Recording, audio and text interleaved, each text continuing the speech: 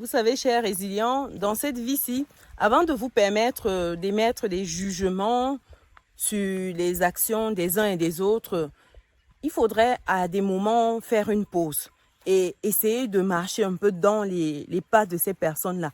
Porter leurs chaussures, comme on dit, sur 1 kilomètre, 10 kilomètres, sur toute une vie.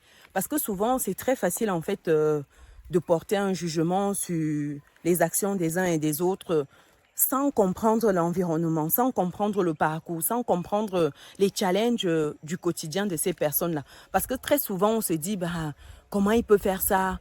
Comment elle peut penser de cette manière-là? Comment elle peut se permettre? Comment il peut... Non, non, non. Souvent, quand vous n'avez pas vécu ce qu'une personne a vécu, quand vous n'avez pas eu cet environnement-là, quand vous n'avez pas côtoyé certaines choses, je pense que souvent, il faut s'abstenir. Comme on dit, la plus grande sagesse, c'est de savoir se taire. Dans certaines situations, vaut mieux se taire que d'ouvrir sa bouche pour dire des inepties. Je vais vous raconter une petite histoire, chers résilients. C'est une histoire qui m'a été racontée là, quand on était en train de venir sur le site. Donc actuellement, je suis sur un site qui sera bientôt exploité. Donc on est venu visiter parce qu'on a eu vent d'une opération comme quoi il y avait des gens qui s'étaient installés en fait sur un autre site qui faisait des cultures. Pour que vous voyez ces cultures-là, ça veut dire que c'est quelque chose qui date d'il y a 3-4 mois. Parce qu'il y a 6 mois encore, rien ne se passait. C'était bien calme. Et là, il y a 3-4 mois, ben, j'ai l'impression que voilà, les gens ont commencé à exploiter sans notre autorisation. Donc, nous sommes venus sur le site pour clarifier cela. Quoi qu'il en soit, c'est un point que j'ai traité dans une précédente vidéo que je vous invite à regarder si vous n'avez pas vu, où j'expliquais comment vous pouvez sécuriser en fait vos terrains, vous pouvez sécuriser vos différents sites lorsque vous avez acheté au pays. Parce que c'est toujours au pays que c'est pas facile et c'est la bagarre, c'est-à-dire que c'est un combat. Quoi qu'il en soit, voilà, je suis sur le site et je vous fais cette vidéo là depuis le site. Donc.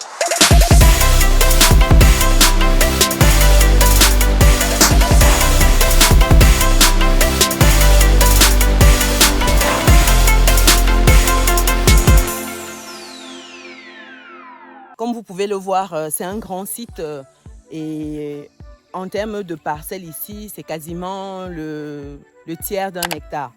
Voilà, donc voilà, c'est intéressant. Et puis, lorsqu'on a investi comme ça, il faut suivre son investissement. C'est très important. Avant que je ne rentre dans le vif du sujet, pour les personnes qui me découvrent dans cette vidéo, je suis Chérie Nana, je suis entrepreneur, je suis investisseuse en France et en Afrique. J'accompagne des personnes qui souhaitent aujourd'hui investir, qui souhaitent acheter leur résidence principale en France. Pour des personnes qui souhaitent lancer des projets ici au pays dans l'immobilier, qui souhaitent construire, acheter des terrains, vous pouvez me contacter gratuitement via le lien qui est disponible dans le descriptif de cette vidéo pour bloquer un créneau avec moi, histoire qu'on échange de votre projet. Ceci étant dit, donc revenons à notre sujet du jour.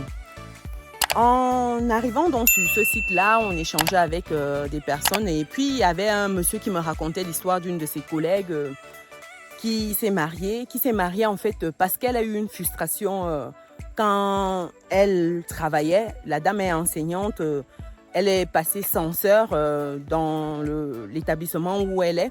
Donc en fait, quand elle était enseignante, une fois il y a une jeune fille de 16-17 ans par là, en classe de seconde. La jeune fille l'a traumatisée, c'est-à-dire qu'elle s'est mariée en pensant à cette jeune fille-là. Qu'est-ce qui s'est passé? En fait, elle avait une session ce jour-là où elle avait dit aux élèves qu'ils pouvaient échanger librement. Et voilà la jeune fille qui prend la parole et qui lui dit que « Madame, vous savez pourquoi vous n'êtes pas mariée ?» Elle lui dit « Bon, comme vous nous avez demandé de parler librement, est-ce que je peux me permettre ?» La dame lui dit « Allez-y. » Elle dit que c'est parce que vous êtes laide, vous êtes moche. Les hommes ne s'intéressent pas à vous, c'est pour cela. Voilà, moi, je suis une jeune fille, j'ai des prétendants, voilà, j'en ai 3-4 là, j'ai choisi là, je suis fiancée actuellement. Donc pour vous, c'est parce que voilà, vous êtes laide, vous êtes moche, c'est pour cela que les hommes ne s'intéressent pas à vous. Mais vraiment, il n'y avait pas de souci entre cet élève et cette dame-là. Et la dame, elle est restée glacée. Mais elle n'en revenait pas qu'une jeune fille lui dise ça. Et là, elle a compris en fait que le mariage avait une certaine importance. Qu'il fallait absolument qu'elle se marie. Pourquoi? Parce que la dame, en fait, c'est une dame qui n'avait pas fait d'enfant. Elle était célibataire et puis elle ne trouvait pas l'utilité forcément de se marier parce que de toutes les manières, si elle se mariait, elle ne pouvait pas faire d'enfant. Donc, elle vivait sa vie au calme. Quand elle avait des relations, c'était bien. Sinon, Sans plus, son objectif dans la vie n'était pas de se marier, quoi, pour vous dire. Donc après ça, les paroles de la jeune fille l'ont travaillé. La dame, quelques années plus tard, s'est mariée. Elle a cherché le mariage. Elle-même, elle le disait aux collègues qui nous racontaient l'histoire. En fait, elle a cherché ce mariage-là. Elle a œuvré, mais je vous assure que c'était une obsession limite. Donc aujourd'hui, elle est mariée à un homme.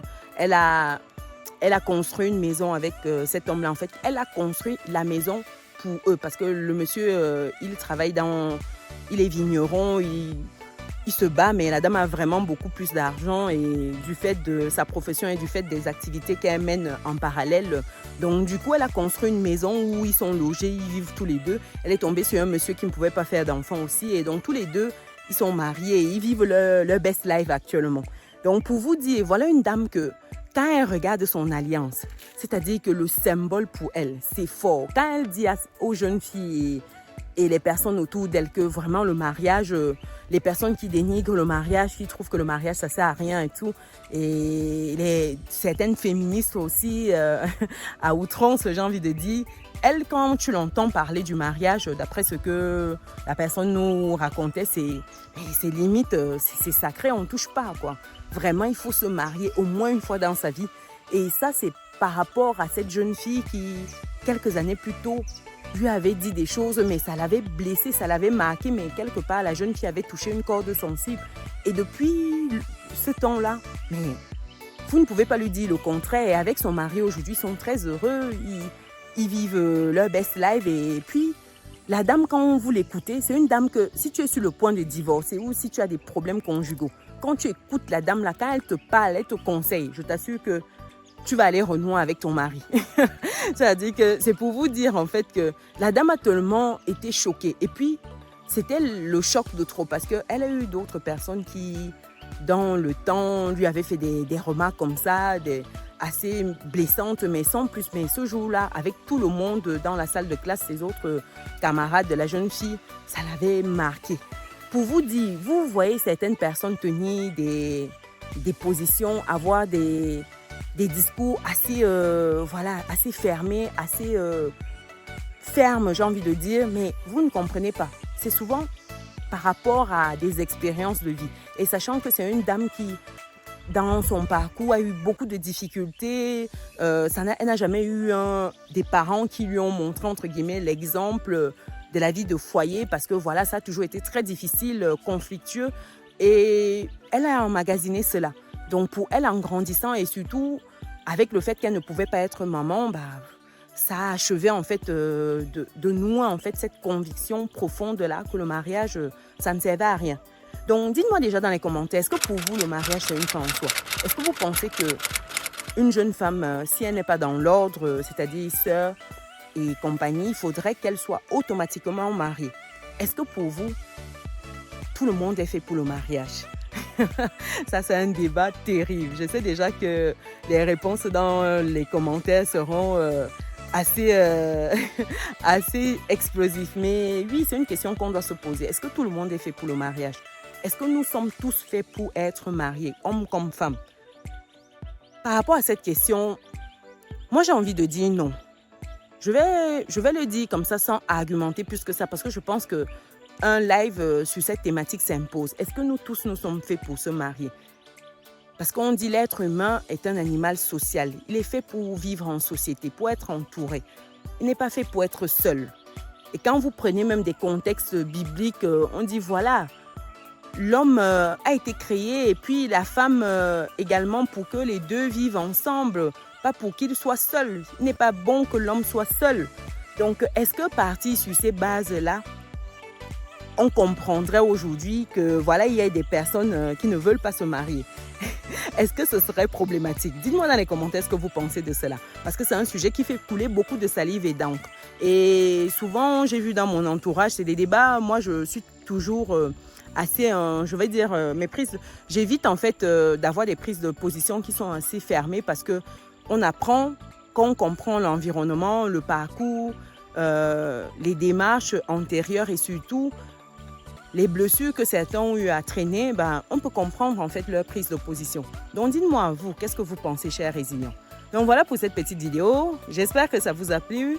J'espère que voilà, le message est passé et qu'on va tous ressortir grandis. Si vous avez aimé, pensez à cliquer sur le bouton qui s'affiche, activer la cloche de notification et partager. Partagez autour de vous. On doit être nombreux à se booster, à se tirer, à grandir ensemble. Nous, on se donne rendez-vous dans la prochaine vidéo. Ciao!